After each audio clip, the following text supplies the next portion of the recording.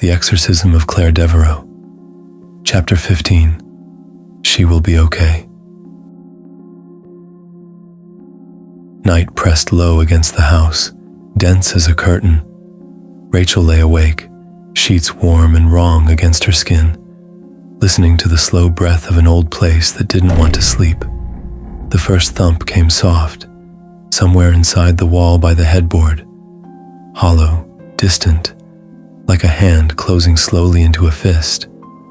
She held still.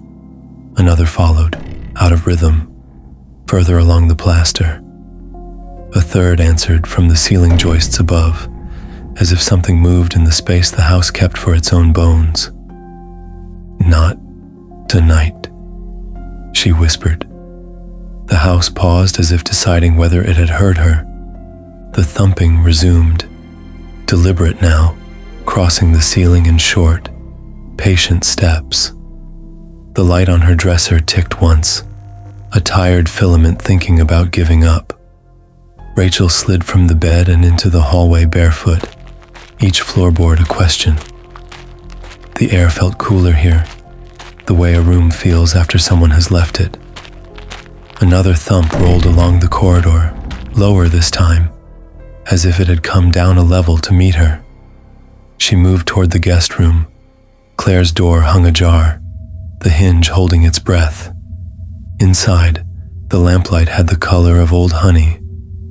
The nightstand sat empty, but for a faint dust ring that marked where something had lived too long. The space looked like a missing tooth. Claire sat on the bed, back straight, hands loose on her knees, chin tipped toward the floor as if listening for a name. "Claire?" Rachel kept her voice folded small. It's me.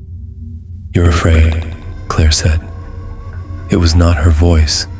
It came layered, a dry, rasping register tucked under the familiar one, the way a bad harmony spoils a good song.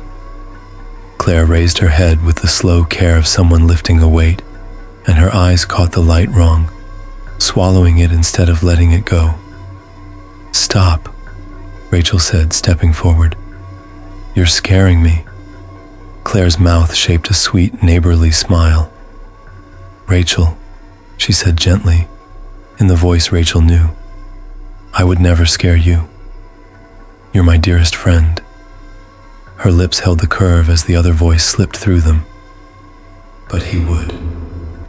A thump came from beneath the bed, short, rude, like a knuckle against wood. Another answered from the inside of the closet door. The bedside lamp flickered, throwing the room into a blink of dark and back. Rachel's throat tightened around a prayer she hadn't meant to say. "Who?" she asked, though she didn't want an answer. Claire's head stopped belonging to her neck for a beat, jerking as if a string had been pulled. She tilted, listening to something on the far side of the wall. A steady thud, thud, thud began along the inside of the plaster behind her, kept perfect time for 3 beats, then stumbled and stopped, like a joke told badly. Claire laughed, high and thin. The sound of glass spun on a tabletop. It bounced off the ceiling and came back a stranger. Rachel reached for the doorknob behind her and found it with the kind of accuracy fear gives you. She stepped back into the hall and swung the door shut. The latch caught hard. She leaned her weight into the wood until her shoulder hurt. The laughter slipped through anyway, muted but near, like breath behind a keyhole. The thumping followed, traveling along the hall wall at ear height. One beat, then another, closer, and then a final flat palm that landed exactly where Rachel's cheek rested.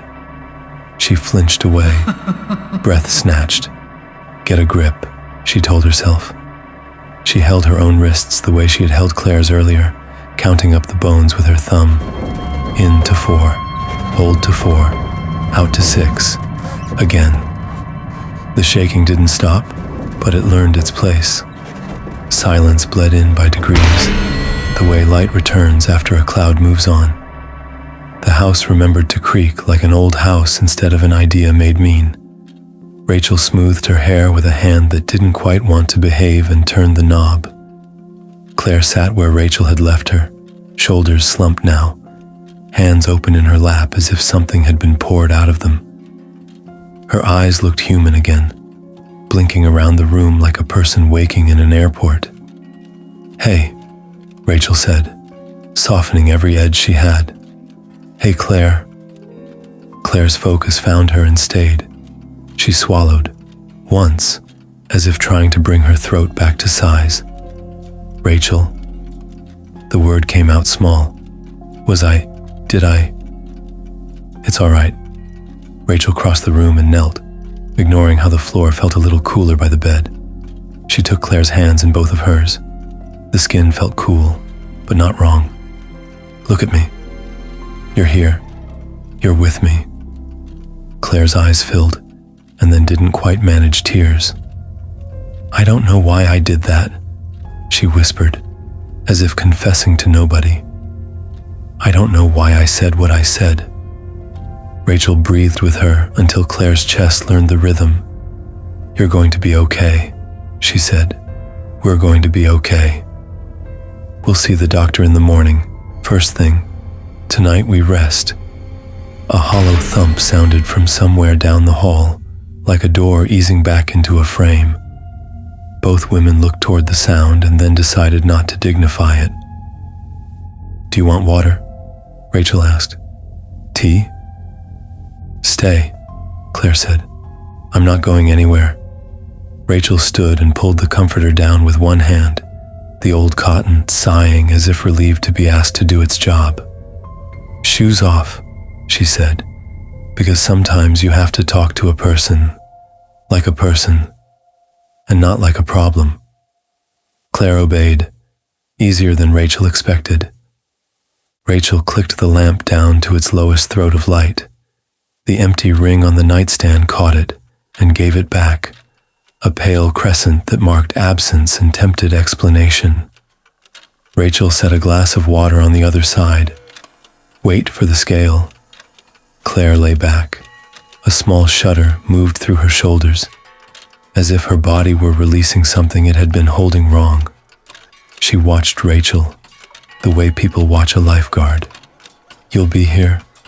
she said, not a question.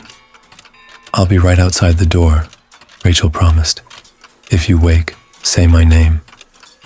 I'll come in. If you feel off, we'll sit and breathe like we just did. And in the morning we'll go together. We'll get answers. You're not alone in this." Claire nodded, every millimeter of it an effort. Her eyes eased shut. For a few seconds her lashes trembled like the flame of a candle that isn't sure which way the window is. Then the tremble gave up, and breath took over, steady and useful. Rachel stood a moment longer, waiting for the house to contradict her. It didn't. She stepped into the hall, leaving the door latched but not closed, a compromise the night could live with. The corridor felt like it had been rearranged while she wasn't looking, but only in ways no one would admit to. She placed her palm on the plaster at head height and counted to 7. At 3, something on the other side leaned in and then, hearing itself, leaned away. "Not tonight," she said again, firmer. In her own room, Rachel sat on the bed and found her father's rosary by touch. She didn't make it all the way through. She didn't need to. The thumping didn't return. When the house made a noise, it was the old faithful kind.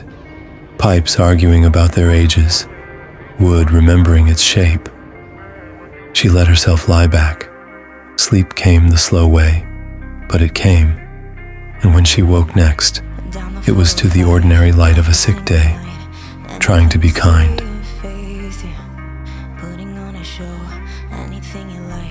Everything I do is safe.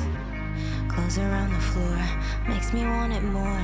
Sweatshirts that you'll never see again. I wore them like a dress and never second guess. And turns out all my friends were